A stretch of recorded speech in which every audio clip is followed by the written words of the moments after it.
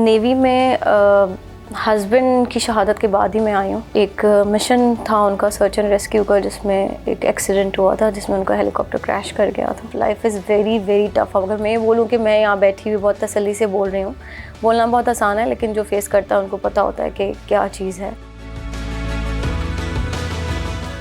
आज जो है यूम बहनिया बनाया जा रहा है मुल्क भर में, और जिससे हमें पता है कि हमारे नौजवान जो हैं फ़ौजी जवान अपनी शहादत नोश फरमाते हैं इस मुल्क के दफ़ा के खातिर। इस वक्त भी जहाँ मैं मौजूद हूँ लेफ्टिनेंट कुर्तुलैन के घर में, उनके खावन भी 2018 में उन्होंने शहादत नोश फरमाया। इस वक्त उनके पास मौजूद हूँ, उन्हीं से जानते हैं, उन्हीं की ज़बानी, कि वो अभी फ़िलहाल जो है अपनी ज़िंदगी से कहाँ पर हैं और अब कैसे उन्होंने शहादत नोश फरमाया उनके शौहर ने, सब जानते हैं इन्हीं से। आप नेवी में कैसे आई, खुद से आई, शौक़ था, कैसे था?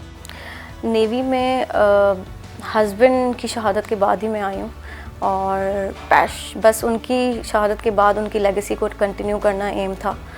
उसी को कंटिन्यू करते हुए उनका पैशन देखा था, जिसकी वजह से इंस्पिरेशन बहुत मिली। उनकी लाइफ देखी थी, फिर उनकी शहादत के बाद की भी लाइफ देखी, वो रिस्पेक्ट देखी जो कि एक शहीद को मिलती है।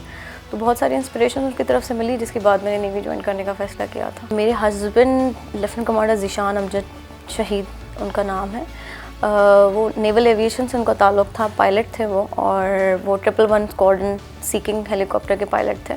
उनकी शहादत 30 अगस्त 2018 में हुई थी, 5 से 5 साल पहले। और एक मिशन था उनका सर्च एंड रेस्क्यू का, जिसमें एक एक्सीडेंट हुआ था जिसमें उनका हेलीकॉप्टर क्रैश कर गया था। मेरा बेटा एक है जो कि अभी माशाल्लाह 6 इयर्स का हो गया। Back then he was 1.5 years जब उसके फादर की शहादत हुई थी। क्योंकि अपनी जॉब की कमिटमेंट बहुत ज़्यादा है, तो अभी फ़िलहाल मेरा फोकस अपने करियर की तरफ ही है। अभी पूरा ध्यान अपने प्रोफेशन की तरफ ही लगा हुआ है मेरा। ज़िंदगी के बारे में जो आपने अपने खामन के साथ गुजारी और उनकी शहादत के बाद कैसी मुख्तलिफ गुजारी? ज़िंदगी तो ऑब्वियसली व्हेन हस्बैंड के बाद बिल्कुल ही 360 डिग्रीज ही चेंज हो जाती है। मतलब when you are having someone with you, तो वो ज़िंदगी और जो आप एक किसी के साथ के बगैर गुजारे हो, फिर जब आप सिंगल पेरेंट होते हो तो life is very tough. Life is very very tough. अगर मैं बोलूँ कि मैं यहाँ बैठी हुई बहुत तसल्ली से बोल रही हूँ, बोलना बहुत आसान है, लेकिन जो फेस करता है उनको पता होता है कि क्या चीज़ है। बच्चों को संभालना, क्योंकि आपने बच्चों के बहुत सारे सवालात के जवाब देने होते हैं। क्योंकि जब आप मिलिट्री से ताल्लुक़ रखते हो ना, तो ऑलरेडी हस्बैंड की लाइफ ना बहुत टफ़ होती है। वो ऑपरेशनल बिलेट्स पे होते हैं, दे आर वेरी कम, और वेरी ऑफन टाइम ऐसा होता था जो कि ज़्यादा साथ गुजार लेते थे। हमेशा वो गवादर एंड डिफरेंट डिप्लॉयमेंट्स पे होते थे, तो वो रूटीन हमेशा से ऐसी रही है। लेकिन अगेन बेटे को संभालना, उसके सवालात, क्योंकि उस वक्त तो वो इतना समझदार नहीं था जब उसके फादर की शहादत हुई। उसके बाद जब वो समझदार हुआ, ही आस्क्ड मेनी क्वेश्चन, लेकिन अल्हम्दुलिल्लाह मैं भी और मेरे बेटे के लिए भी मैंने यही उसके इसी तरह काउंसलिंग की है कि we are very proud of what we got और द रैंक्स वी गॉट। हम बहुत इससे खुश हैं। अल्लाह ताला ने उनका भी मर्तबा बहुत बुलंद किया। उनके साथ साथ उन्होंने जितनी रिस्पेक्ट हमारे लिए छोड़ी है, वो भी नाकाबिले फरामोश नहीं है। क्या आपका मैसेज होगा हमारे पब्लिक की तरफ से, और जो लड़कियां ख़ास तौर पे, बहुत कम लड़कियां फोर्सेस में जाती, तो उनके लिए आपका क्या मैसेज होगा? मैं ये कहना चाहूँगी लोगों को कि इसी तरह सपोर्ट करते रहें फोर्सेस को। हम लोग बहुत सेक्रीफाइसेस दे के यहाँ बहुत तक पहुँचे हैं। दिन रात हम लोग अपने कुर्बान करते हैं, हमारे बच्चे, everything we have spent lives for you and keep supporting us। जिस तरह पहले भी सपोर्ट करते हैं उसी तरह सपोर्ट करते रहें। और लड़कियों को ख़ास तौर पर ये मैसेज है कि आगे फोर्सेस को ज्वाइन करें। बहुत अच्छी लाइफ है, यू विल एंजॉय।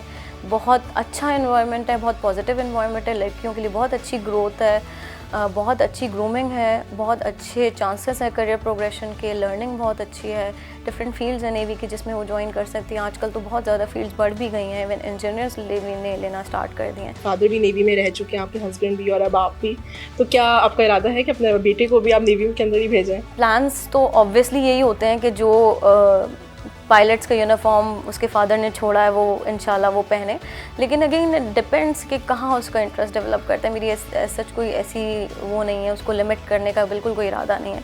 लेकिन वो ऑब्वियसली क्योंकि ही सीज एवरीथिंग, या फ्लाइंग देखी है, फादर की पिक्चर्स देखी हैं, फादर से इंस्पायर है बहुत ज़्यादा, तो उसको ओरिएंटेशन ऑलरेडी उस तरफ है, लेकिन अगेन अल्लाह ने जो नसीब में लिखा है वही होना है, तो इट डिपेंड्स कि वो क्या चूज़ करता है। और मुझे ये भी बताएगा कि आर्मी भी थी, एयरफोर्स भी था, बहरिया में जो है नेवी के अंदर स्पेशली जाना, अपने फादर के फुटस्टेप पे चली हैं आप, किस तरह चली हैं ये थोड़ा सा बताएगा। Why just navy? Why navy इसीलिए क्योंकि नेवी मैंने हस्बैंड की शहादत के बाद ज्वाइन की है, तो नेवी से जो मैं इंस्पायर हुई थी that was because of him. The way शहादत के बाद नेवी ने मुझे संभाला है, the way still they are looking after me and my child.